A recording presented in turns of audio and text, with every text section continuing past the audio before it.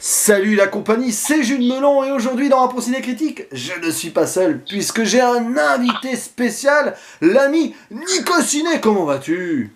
Ça va et toi? Ça va super bien. En plus, on va parler d'une comédie fantastique américaine sortie dans les années 90 qui rappelle un petit peu notre adolescence. En 1996, pour être exact, Le Professeur Folding, ou en version originale, The Nutty Professor, qui est en fait un remake d'un film sorti dans les années 60 avec Jerry Lewis. Et oui, on a découvert ça bien après la découverte de ce film, hein, clairement. Et qui est dans le rôle principal de ce film? Eddie Murphy en 7 exemplaires, et oui, rien que ça, on va y revenir dans les détails parce que c'est assez particulier. Il y a aussi Jada Pinkett Smith qui deviendra l'épouse de Will Smith, et citons également la présence de James Coburn, une figure emblématique du cinéma américain, qui là, sur la fin de sa carrière, s'est permis quelques petites comédies comme ça, pourquoi pas, après tout. Alors, quelle est l'histoire de ce professeur Folding? C'est très simple. C'est celle donc du professeur Clump, qui travaille à l'université, et qui est malheureusement, on va dire, assez raillé et complexé par son poids. Voilà, il fait à peu près 200 kilos. Et forcément, il a du mal à se faire accepter, tout simplement, notamment par son doyen qui n'arrête pas de le harceler là-dessus.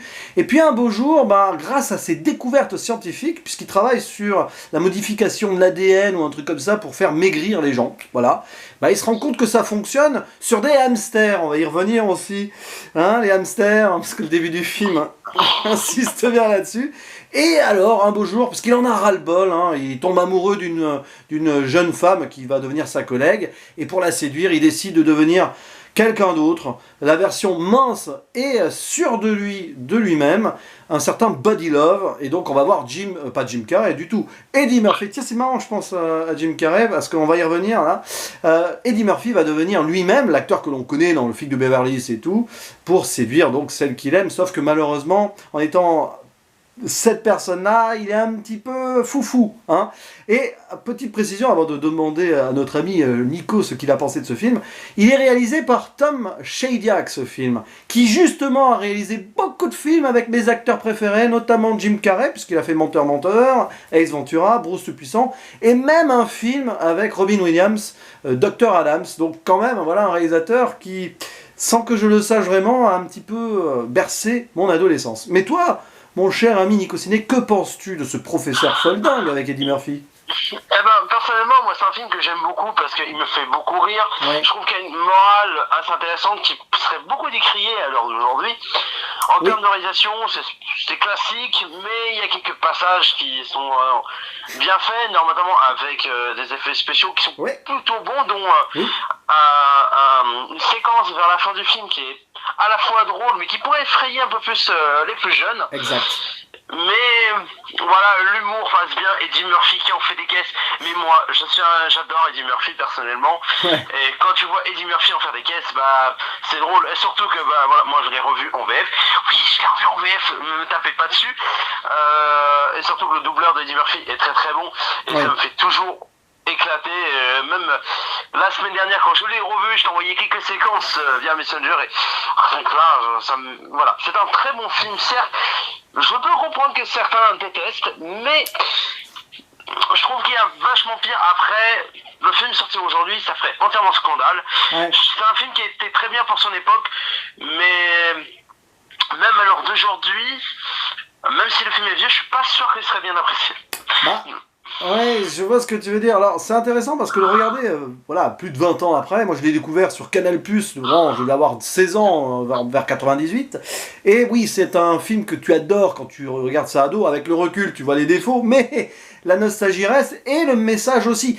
Alors oui, il a été controversé le film parce que beaucoup de gens pensent qu'il se moque des obèses. Voilà. Alors que plutôt pour moi, le message c'est plutôt se tolérer soi-même, qu'on fasse 50 ou 200 kilos, peu importe, la beauté est intérieure, c'est quand même rabâché par la famille du personnage principal. Ce qui est intéressant aussi, excuse-moi d'interrompre, c'est que quand il devient maigre, il devient une autre personne qui est pas forcément meilleure. Certes, il est mieux physiquement, mais mentalement... Et ça, c'est une chose qui arrive souvent quand il y a des gens qui arrivent à perdre du poids, mentalement, ils deviennent très très très détestable. Hein. Et c'est des choses qui sont assez vraies, je trouve. Bah, c'est le culte de l'apparence, ça dénonce le culte de l'apparence, ce film. Hein. Parce que le body love, il est beau et tout, sauf que il est complètement exécrable et détestable, il est même sexiste et tout ce qu'on veut. Hein. Finalement, on voit des défauts qui ressortent parce que c'est les testostérones hein, qui agissent. Hein. C'est un peu le principe scientifique ici, c'est qu'en maigrissant, ça booste les testostérones, donc voilà. Mais ce qui est intéressant avec ce film, c'est qu'au-delà de la comédie potache, très potache, hein, il y a aussi une relecture de ce mythe donc de Dr. Jekyll et Mr. Hyde. Hein. C'est pareil, il y a une potion pour devenir quelqu'un d'autre. Pas devenir une mauvaise personne sur le papier, mais en fait, si, une mauvaise personne sur le plan mental, alors que physiquement, on est mieux. Donc c'est ça que la morale aussi du film, elle est claire. Hein.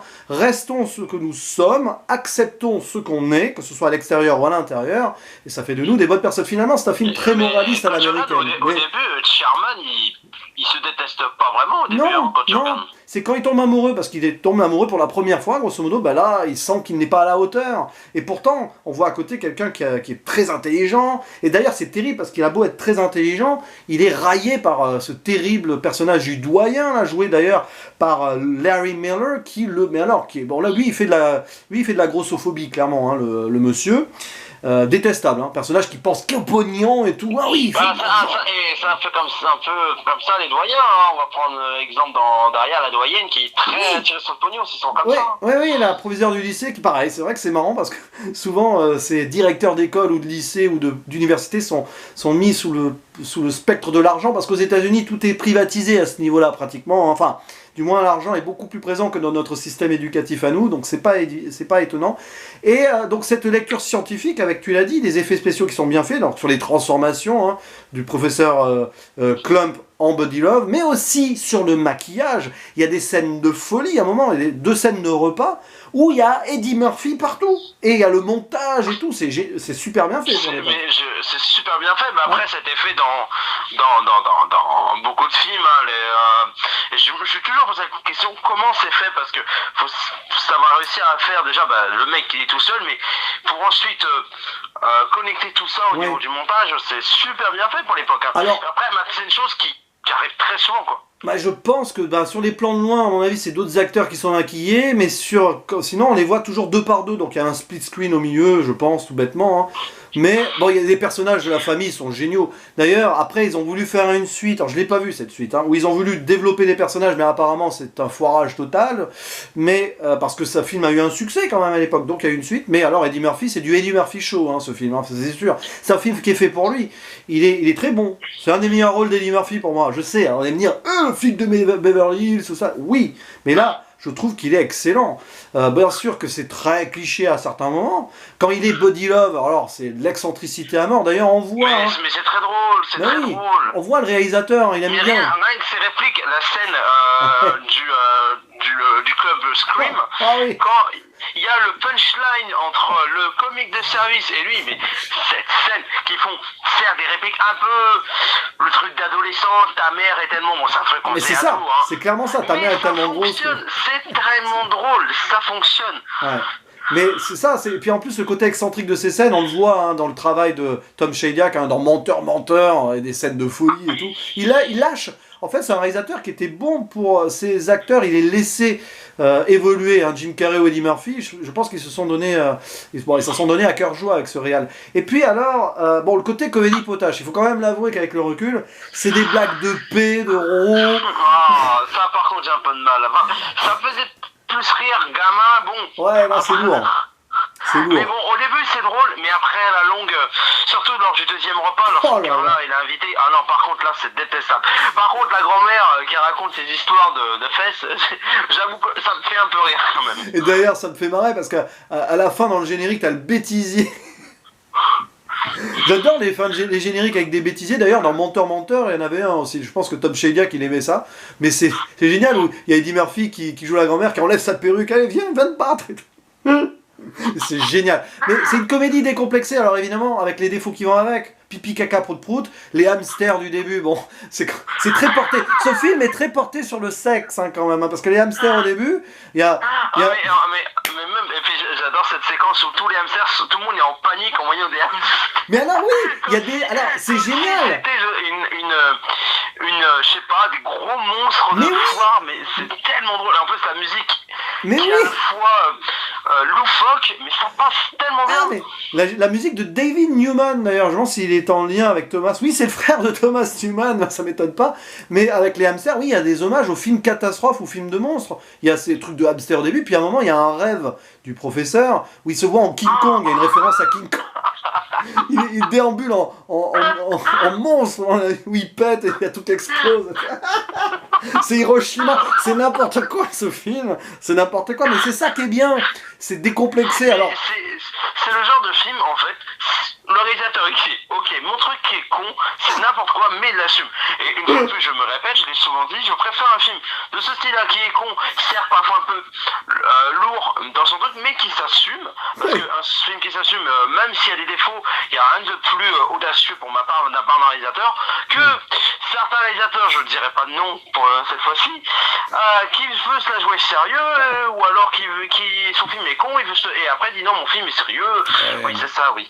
mais c'est ça, c'est comme Menteur. Hein. Bon, quoi que Menteur, il y avait pas mal. Bah, là aussi, il y a ce côté émotion avec l'amour hein, qui semble impossible entre le professeur et Carla.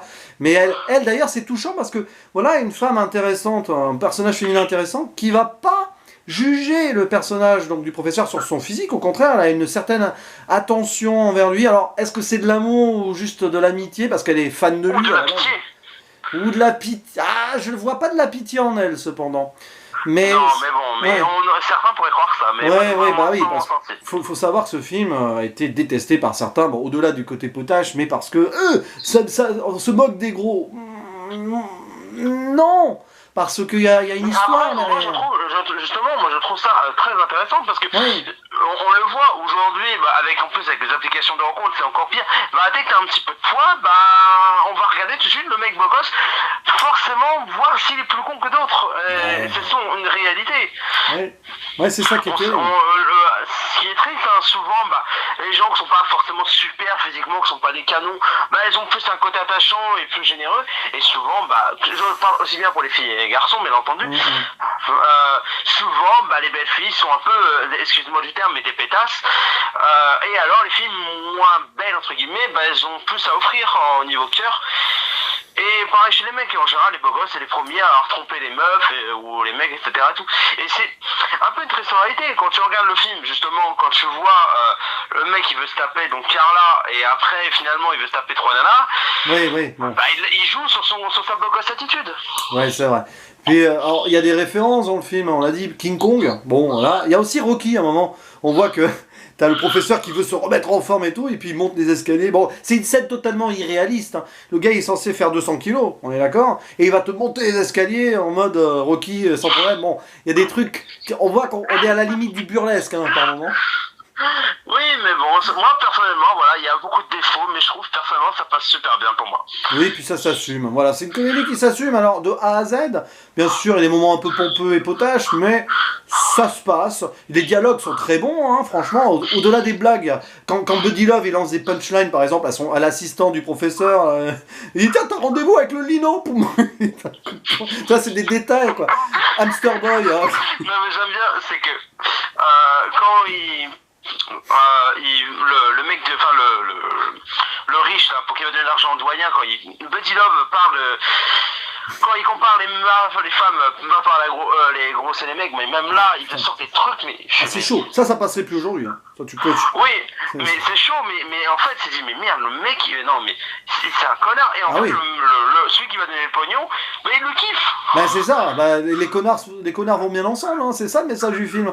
Et puis alors tu parlais de la VF.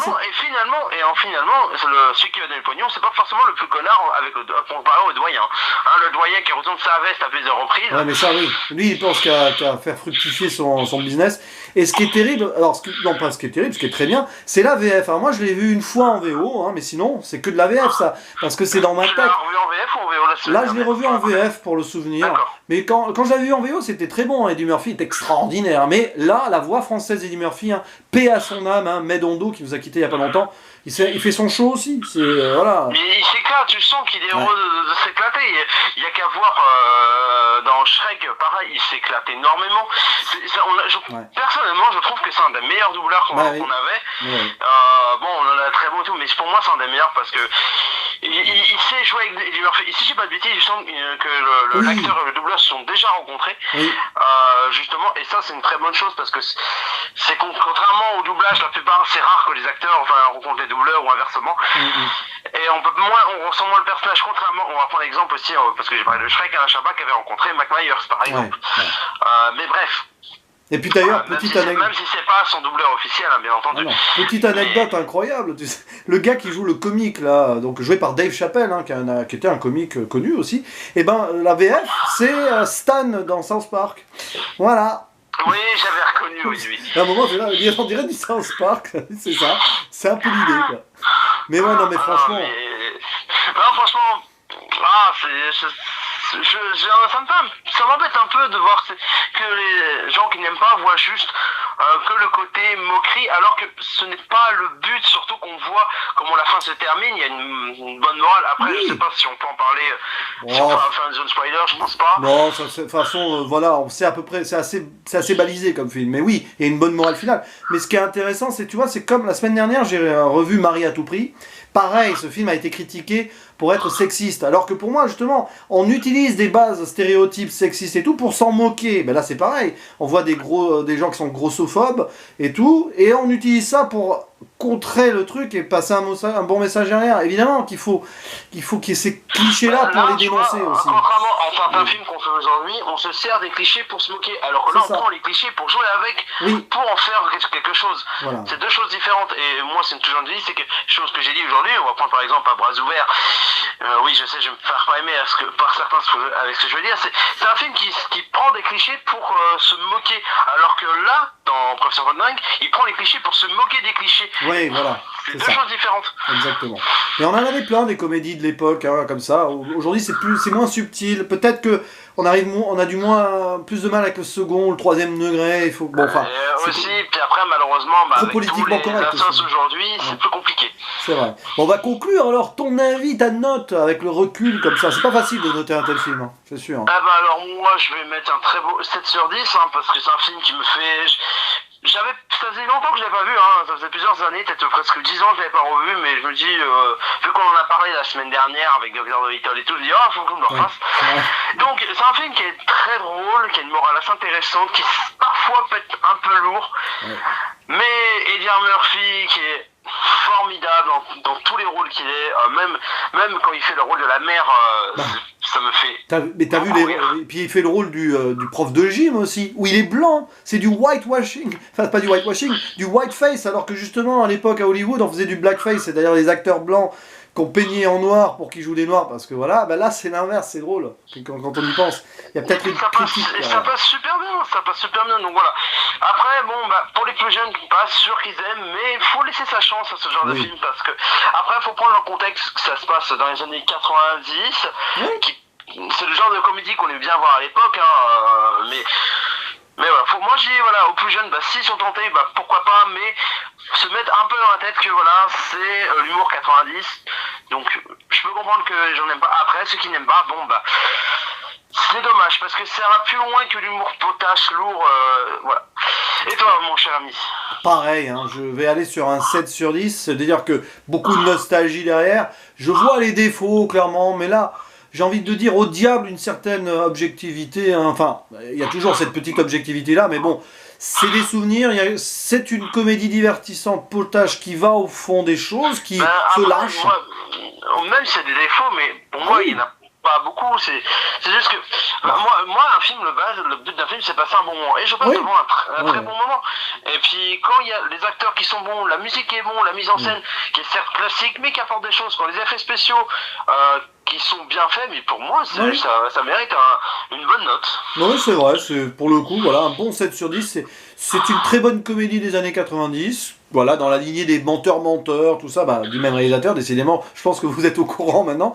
Et oui, on vous conseille de le voir ou de le revoir. Et puis si vous avez un avis sur ce film, n'hésitez pas à le dire en commentaire. Ça sera un plaisir de débattre avec vous. Voilà. Mais mon cher ami, il ne reste plus qu'à faire le mot de la fin. C'était un plaisir de t'avoir, comme d'habitude. Mais merci une fois de plus de m'avoir reçu sur ta chaîne. Alors du coup, on va dire quoi à nos chers auditeurs? On va dire à la prochaine.